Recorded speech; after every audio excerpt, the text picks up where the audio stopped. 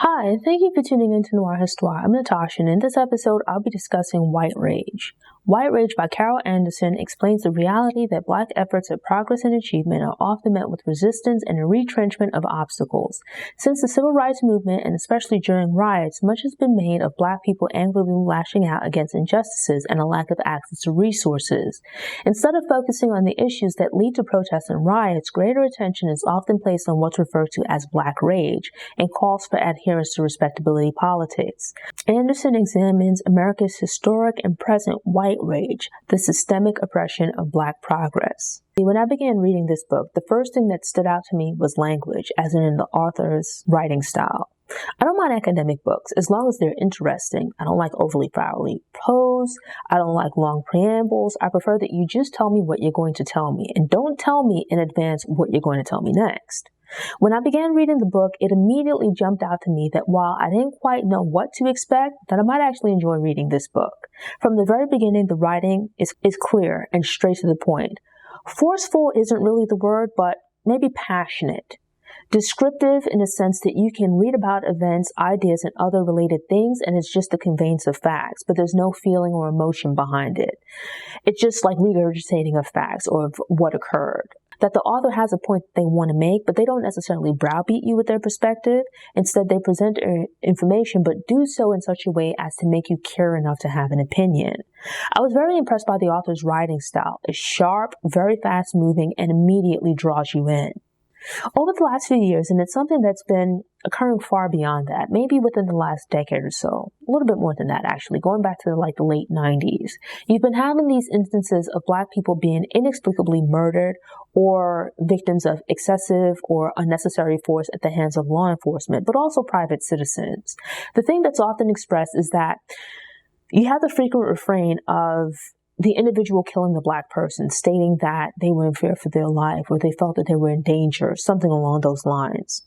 As the author points out here, these kinds of emotions build up over time. You've had several instances where people are frustrated in these communities, in the Black community. And those frustrations, when an event like this occurs, either the brutal beating of an individual, the murder, or something along those lines, it's like a spark in a powder keg, where there's been this simmering feeling, emotions and issues just right below the surface. And there's an event that occurs that just lights a spark. It brings attention to these issues. This is the case if you look back at, let's say, the riots in the 60s, right? So like in Watts, Chicago, other places around the country, where, sure, you had the civil rights movement, but out west in the north, you had riots, which is something that's often touched on here, right? In the South, you have open racism, or you have a history of open and very aggressive racism. That's not to say that racism doesn't exist in the North or didn't exist in the North and the West, but rather that it's usually more subtle, right? It's not to say you don't have individual racism, but it's subtly built into the structure, whereas it's the same in the South, but the difference is that at that point in time, in addition to structural racism, much of it was out in the open, right? Individual, local, community basis. These riots are sort of, you have this subdued frustration, this unexpressed anger in the North and West due to unequal living conditions, much as in the South. But it's just that it takes a different form. So there are issues with regards to unequal access to education, employment, healthcare, housing, all of these social and economic issues. They exist in both the North and the South. They just take on slightly different forms. They're presented in different ways. So in the North and South, where you have more subdued types of racism, which then it feeds into this frustration, right? It tends to be more subdued in the people as well until something happens and it breaks free. It explodes. In more recent years, actions might be taken, right? Actions might be lacking, but they certainly speak about, police brutality, injustice, prejudice. In the past, there was a tendency to play into or shift the conversation by focusing on respectability politics. So instead of discussing unfair policing tactics, aggression on the part of the police, extreme and unnecessary use of violence and force by the police, instead of discussing those very real topics, or even the source of crime in poor and minority neighborhoods, you would have a greater focus on what Black people should be doing to avoid negative interactions with the police. Instead of addressing being improper training, prejudice, or whatever the case might be, the victim would be blamed. right, for the situation that's occurred. The author points out the tendency for people speaking on these topics to refer to and focus entirely on what's termed Black rage. So Black people being angry and lashing out against these injustices, against these frustrations in the forms of riots or protests, things along those lines. I know that when riots occur, unfortunately, sometimes there's like looting and whatnot, but that tends to get a lot of attention as well, right? The damage to property, rather than the tensions and things of this nature, the disruption of how things function on a day-to-day basis, right? That takes center stage. The conversation shifts away from the conditions and circumstances that led to this explosion in activity, the events that led up to the protests or riots. The focus instead is placed on what Black people could do to stop these injustices. Like there's a lack of accountability the other way. What Anderson does is she's coined the term white rage, or rather the system that's in place to make these things possible as white rage. In reading several books, especially over the last year, I've been reading a lot of nonfiction, right? Books more focused on not so much profiling an individual or organization or event, but more so on the economic history of Black people in America and at times around the world. And the author's description or explanation for the term white rage really clicked for me. The reason being that through these different books, while they focus on specific but different areas of economics, there's generally some degree of overlap. And so what I've found frequently, even in instances of reading about individuals, is that the history of Black people in America has typically been taking one step forward and two steps back. Where at whatever instances Black people take advantage of the opportunity or make opportunities for themselves to progress, typically there's some kind of initiative or action taken to push them back. We see this following slavery with Reconstruction, during Jim Crow. That entire system was created to pretty much keep Black people in an inferior position. We see this even during the Civil Rights Movement, where essentially you have battles of different kinds, but essentially it's fights to continue the subjugation of Black people.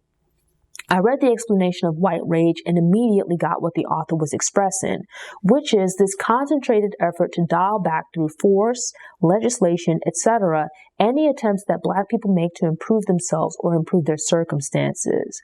So the author terms this as being white rage rather than Black rage, right? Black rage is sort of used by the media when describing actions like rioting or looting, things along those lines, protests and whatnot, when an injustice is carried out against a Black person.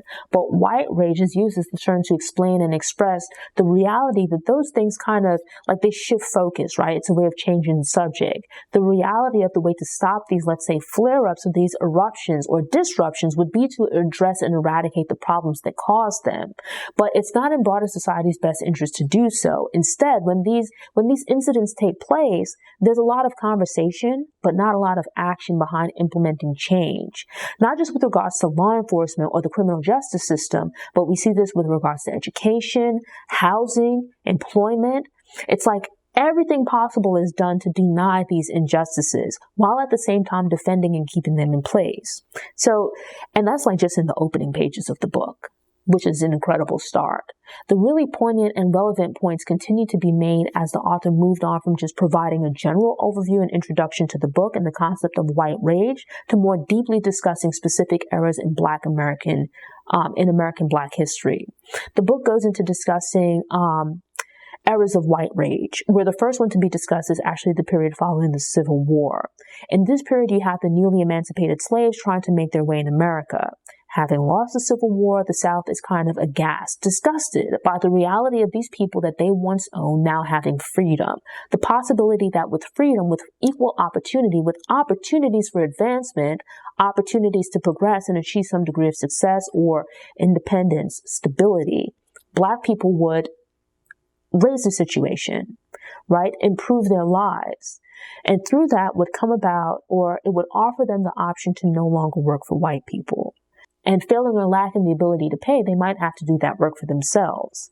Lincoln's plan for unification or reunification of the United States was, he kind of floated the idea of taking Black people from America and just sending them somewhere else. Like he regarded them as being the problem, as being these enslaved people who quite honestly were first across the Atlantic, right? Like brought to America by force. He regarded them as being the troublemakers, as being the cause of this great and bloody war.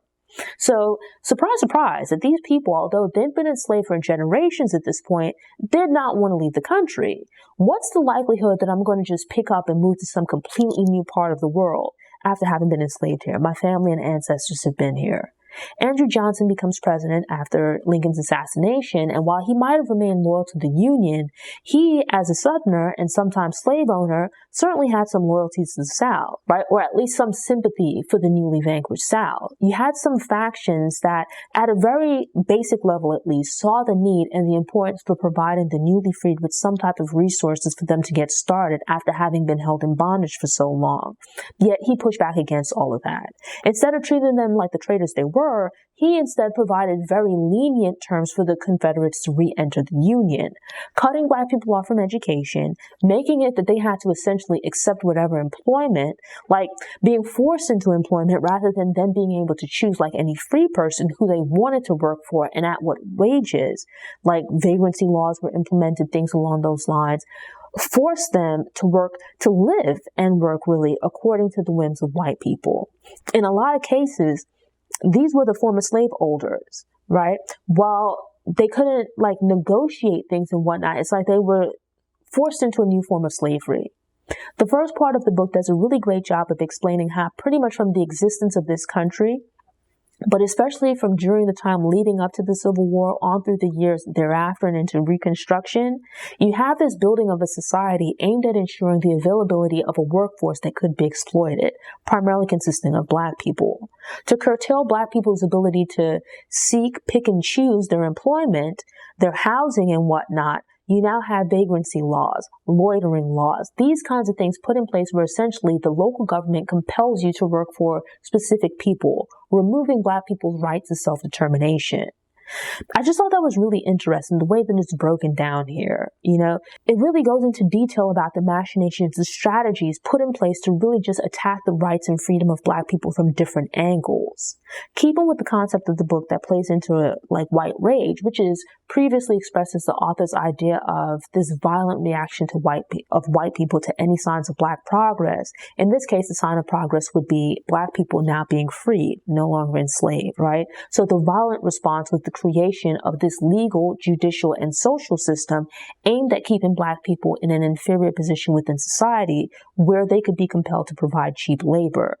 You see the same after the so-called end of slavery, right? From the post-Civil War years to Reconstruction, and then really even into the future, where you have this creation, this structural, like this system of racism, where as explained here, you see how the government, like from the president on down to local government, create bills and laws aimed at oppressing Black people, aimed at eliminating the rights of Black people.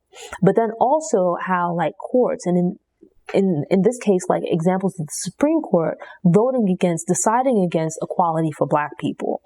If Black people truly had the opportunity to become educated, financially independent, stable, right, through being able to seek out whatever type of employment they chose, right, to being able to get into professional trades, owning their own farms, owning their own businesses, things like that, it would decrease the options that white society would have for their laborers, for people to do the work that they didn't want to do, or that they wanted to have done at exploitative rates. Multiple examples are given here, right, of this idea where when transgressions are made against Black people are painted as being the problem. Back then it was a matter of, or even now really, Black people had to be enslaved, right? They had to be detained and jailed and whatnot. They had to be forced into convict leasing because they otherwise could not be compelled to work. This idea that a people who had worked for free for centuries while rich people pawned off their work onto them and didn't pay them, right, but rather just sat around doing nothing but passing orders, that they were the lazy ones. Who's excited about working for free or working at exploitative rates? You have this thing of painting this story of Black people as being lazy and unwilling to work. In response, they're met with violence. They're met with acts of aggression. They're met with the government intervening to force them into positions of servitude. But they're presented as being the problem. They're forcing the structure to create these systems, right? Commit an act of violence against someone unprovoked simply because they don't want to do what you want them to do. And then turning around and blaming them for your violent outbursts is a form of extreme gaslighting. Any attempts to achieve equality after having been oppressed by slavery, and even if you look at it in the years since, continued unequal treatment, attempts to bring any degree of power or parity or equality are then deemed as not being corrective or, restitution, compensation for past wrongs, as a person with other groups when, like, they're victims or of injustices is viewed as them seeking special treatment or special privileges, not as wanting to be treated as an equal or having the same opportunities as everyone else.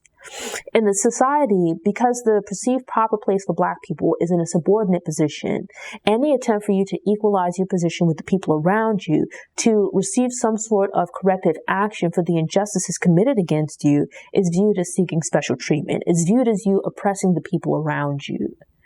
By the time of the First World War, when opportunities began to present themselves in the North, working at factories and things like that as part of the war effort, positions were more readily available, and a lot of white men and otherwise a lot of men had been sent overseas. So it provided the first spark for a lot of Black people to move from the South to the North in search of better opportunities. In instances where, through whatever means or through sheer determination and will, a Black person managed to acquire some land or achieve any degree of success, it would often breed contempt from their white neighbors. And in a lot of instances, it would result in the person being run off.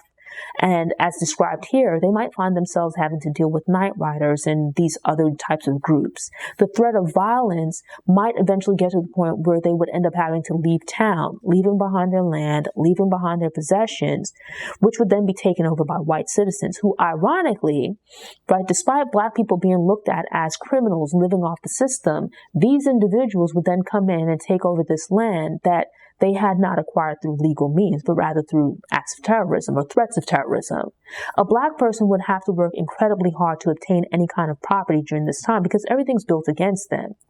Not achieving any degree of success, overcoming these obstacles, they'd still face the possibility of being forced off their land, forced to give up their land, right? Choosing between their life and their property due to racist rhetoric, the belief that these other people were more entitled than this Black person, right? That them living anything but the most demeaning life possible was an affront to white people. It was this Black person overstepping, and it would inspire acts of rage, violence. Black people were essentially the economic engine for the South and played a tremendous role in building up not just the South, but the North as well. It's explained that Black people leaving the South en masse was a twofold problem for the racist power structure in the South. Number one, it meant that their workforce was leaving. And then secondly, it kind of turned this ideology that had been pushed for quite some time about Black inferiority on its head, because it showed that Black people were motivated. Black people did want to succeed, and successful Black people were willing to work. More importantly, Black people valued self-determination, that a little bit of freedom from oppression of the South, just the promise of it, right? Black people would leave to seek better for themselves, for their children, for their families, that even with just a little bit of easing of the pressure to keep them down, Black people could and would succeed. But these artificial barriers that had been put in place were what was keeping Black people oppressed, not any type of Black pathology or trait or characteristic that made them more susceptible to poverty or these other social issues. The book then moves on to discussing Jim Crow, this system of supposedly separate but equal. Many states really just ignored, they latched onto the separate aspect because they wanted to keep the races separate. But this entire system was devised to oppress Black people. It wouldn't serve their purposes if they then separated the races to keep Black people away from resources that they were providing for white people, but then turned around and had to create equivalent resources for Black people. That wasn't part of their plan. Building a system that provided Black people with the resources and facilities they needed, that would give them a chance of operating at the same level as white people, right? Or having the same opportunities as white people. You had the development of public schools, so primary, secondary, and then also colleges and universities. But for Black people, they were barred from attending these general schools due to their race. There was a greater desire for Black people and through that Black children to work.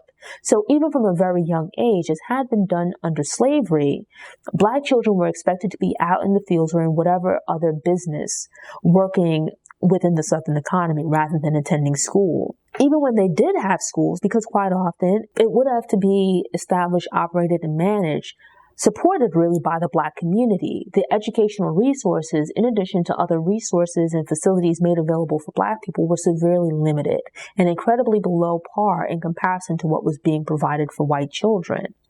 Charles Hamilton Houston began a campaign in the 1930s to start to push back against this idea of separate but equal. And this is where you start seeing these various court cases challenging segregated transportation, educational facilities, and whatever else and whatnot.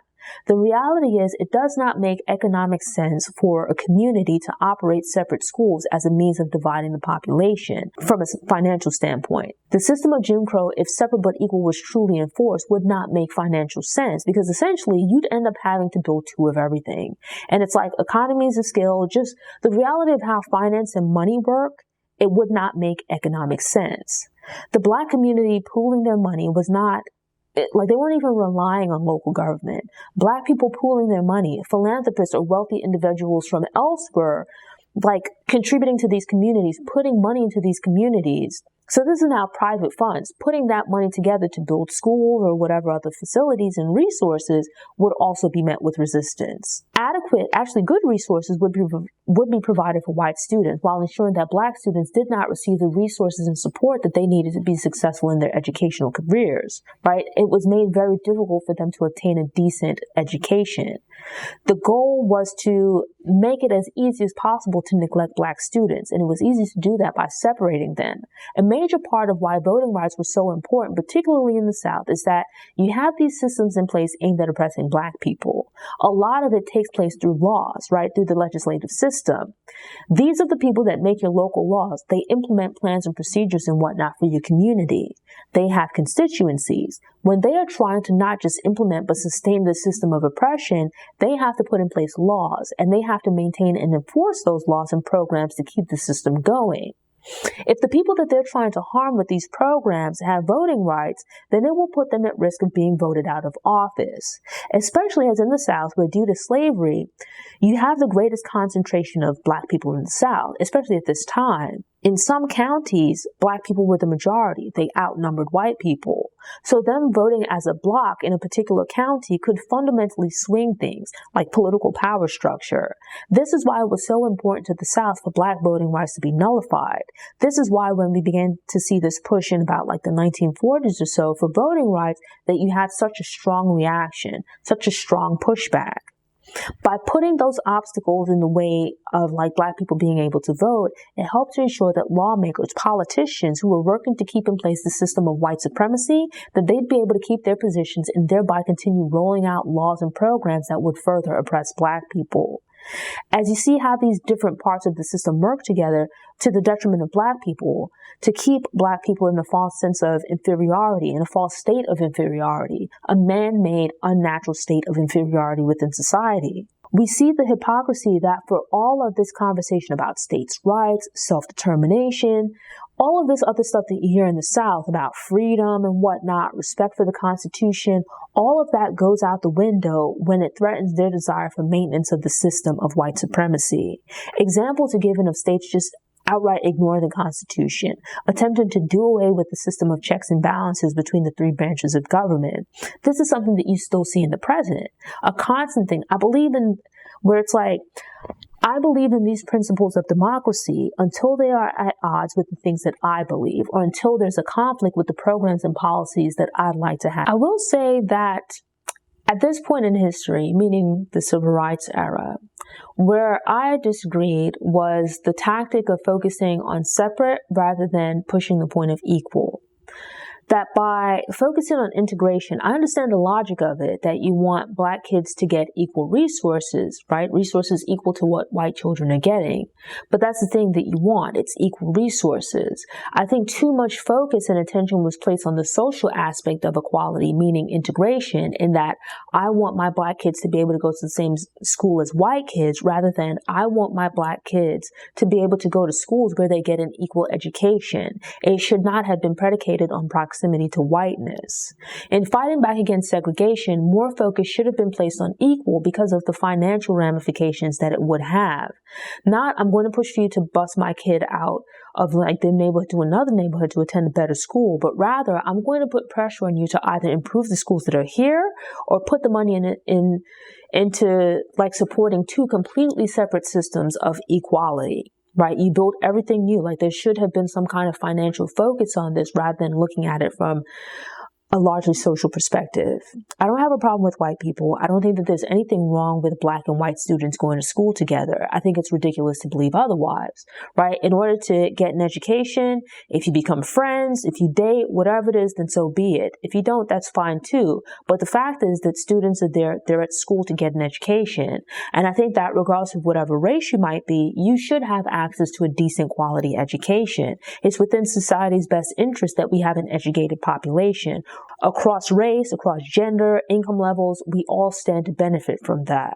White supremacists focus on the separate part and ignored the equal. And I think that people who are working to eliminate segregation, they made the same mistake as well. Or they made the mistake of playing into that, where they also focused on separate and trying to bring together to achieve equality rather than focusing on equality itself. If you want to have separate water fountains, that's fine.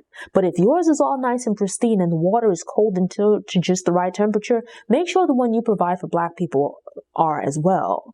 If you don't want to use the same bathroom as me, you want a separate bathroom for white people, sure, go ahead. Separate bus station, you want me to sit in a separate section, that's fine. But make sure that the bathroom that you give me is just as nice as the one you have. If you want to play the fool and you don't want us to just build one nice bathroom or have one nice waiting room, one nice water fountain that everybody can use, you want them to be separate, go ahead and spend that money to make sure that mine is equally nice. If you don't want my black kid to be at school with your white children, right, in this nice school building with all these resources, that's fine, but go ahead and build another one for the black kids too. So if you want to be petty, go ahead and build two of everything. When the financial ramifications begin to take effect, let's sit down and talk. During the Cold War, when Russia launched Sputnik, it was seen as like being a really great upset. It was looked at as Russia leapfrogging America, and it was believed that it would have tremendous implications for the future of technology, the future of American defense. It became vitally important, especially to have more students going into the sciences, more students obtaining advanced education, going beyond high school. And so with that, the federal government ended up loosening the purse strings. A great amount of manufacturing was done in America and provided jobs, and not just jobs, but relatively well-paying jobs for people who did not have college educations. But this began to change in the 60s and 70s as a lot of manufacturing moved overseas or to other parts of the country. Once prosperous cities began collapsing, you have basic education, meaning K through 12 education, in some places being completely shut down for black people, right? As a way of avoiding desegregation. You have jobs going away. You now have this large amount of spending, this tremendous increase in spending in education, but it's primarily benefiting white schools. With those three factors, is it really surprising to see the trajectory of the black community?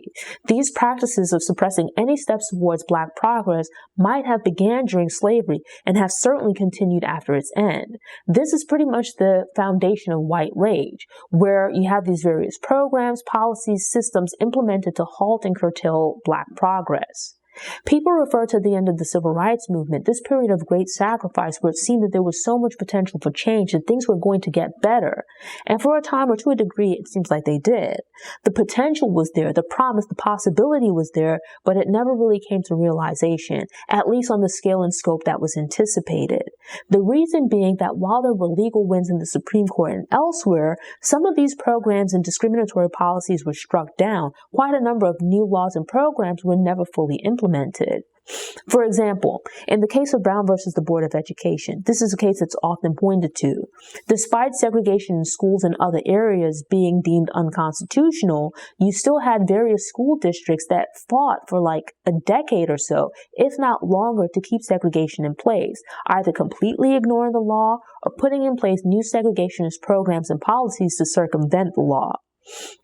Eventually, it would shift away from blatantly state and race as like the divisionary criteria to utilize other factors, right, that are also influenced by race, but are more subtle indicators and classifiers.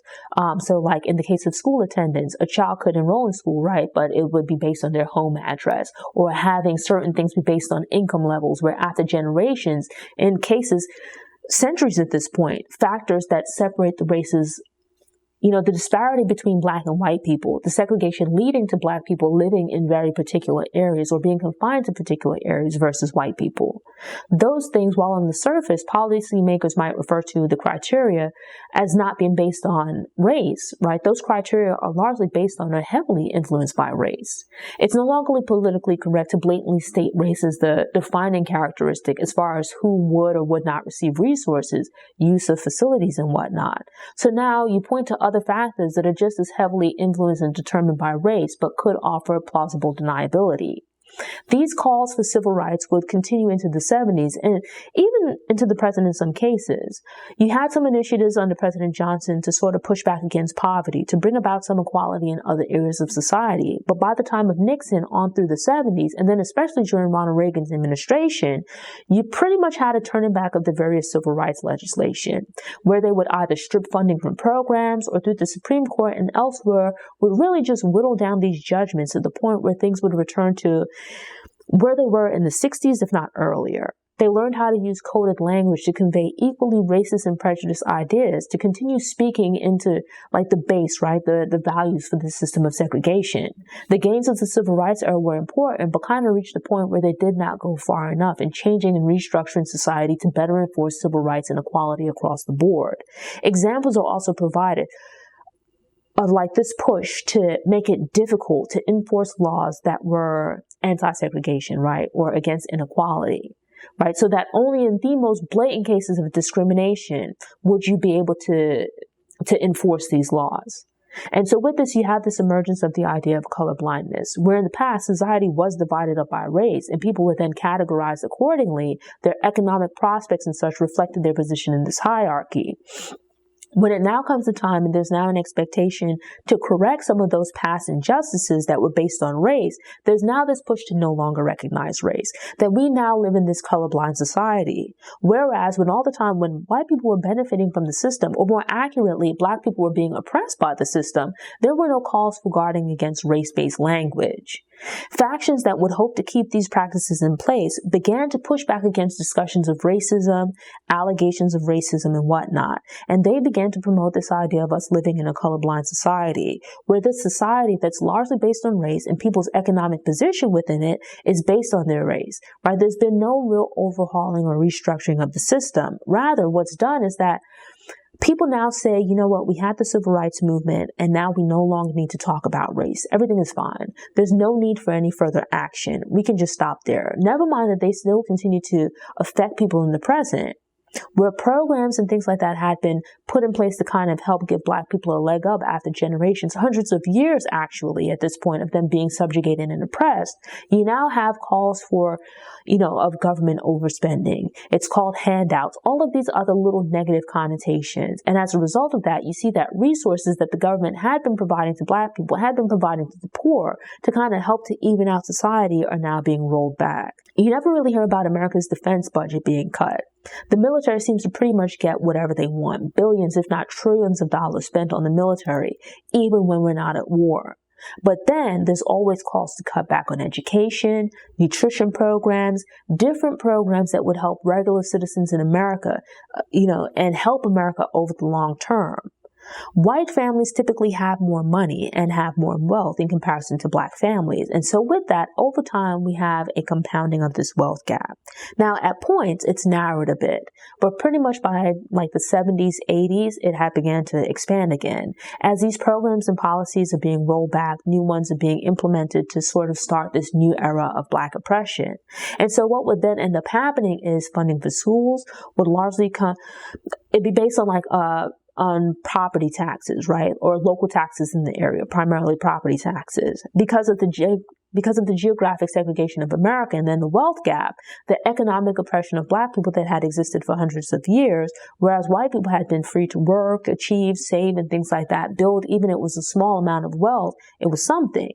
White families, white neighborhoods, not saying each and every individual family, but generally, they would have more economic resources. They would have greater household income. They would have more wealth, which would mean that because of property values, their tax base would be stronger. Their tax base would be larger, which means that the schools in their neighborhoods would be able to receive more funding. There would be more spending on each child because the tax coffers are fuller in these areas, which then meant that the schools would typically be a better quality, and the children that attended them will have better odds of success. This foundation of economic stability, having access to resources, makes things easier, provides you with more resources. You accumulate more wealth over generations, and a huge determining factor in that is access to education. They'd have a better chance of moving through K through 12, graduating from high school, and with that, they would be better prepared for college. More of them would then go on to attend college. With that, they'd have more options after graduation for employment. They'd be able to achieve more stable employment, better paying jobs. They'd be able to buy homes, to better provide for their children, to better provide for themselves, to prepare for their old age. They would then be able to provide for their children, to provide for their families as their parents had done for them. And this is now where you have this thing of generational wealth coming into play.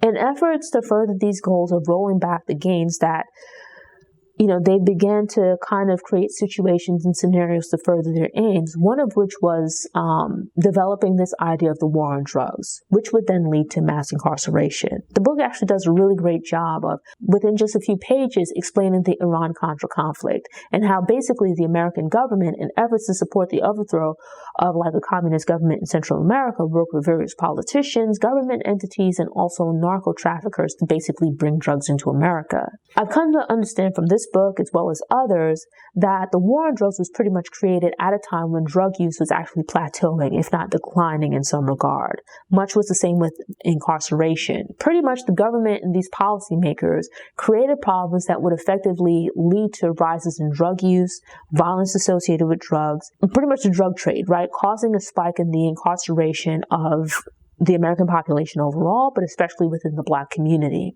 In addition to rolling back policies and programs that benefited poor people, that benefited especially Black people, you had the cutting of these various funds and programs where by the 80s, Ronald Reagan was slashing budgets for departments within the government, some of whom were large employers of Black people, right at the time that manufacturing jobs were also going away. Different policies were put in place, becoming more and more strict with regards to sentencing. And then the disparity came about in sentencing between people involved in the sales of cocaine versus those who were found to be in possession of crack, right? Largely because of how the races were seen as being associated with one versus the other, while there's no real difference between the two drugs. You have the same administration declaring a war on drugs, creating conditions where more people would use or sell drugs, and providing a pathway for drugs to be brought into the country through like the Iran-Contra agreement. They created the drug problem, redefined prosecution of drug crimes, and with that began filling up prisons with Black people. They made it okay for contraband to be brought into the country, created the conditions for people to turn to crime, and then prosecuted them for it. The book goes into discussion of the pushback against the election of President Barack Obama. We're sure he was voted into office, but because that was largely made possible through a huge amount of new voter turnout, particularly from groups and demographics that Republicans prefer to see remain inactive with regards to voting, there was pushback. If you look back to during like the civil rights movement and prior to, you had this very openly hostile resistance to Black progress and achievement. But with the civil rights movement, by the 70s and 80s, it was no longer acceptable to be openly racist. With the rise of Barack Obama, you now had this very prominent example of Black achievement. You then had this very hostile, openly hostile, aggressive response in reaction to his campaign and later election, his later presidency. It's explained here, and I've heard it elsewhere, that as a candidate, he received protection from the Secret Service far earlier than any other candidate.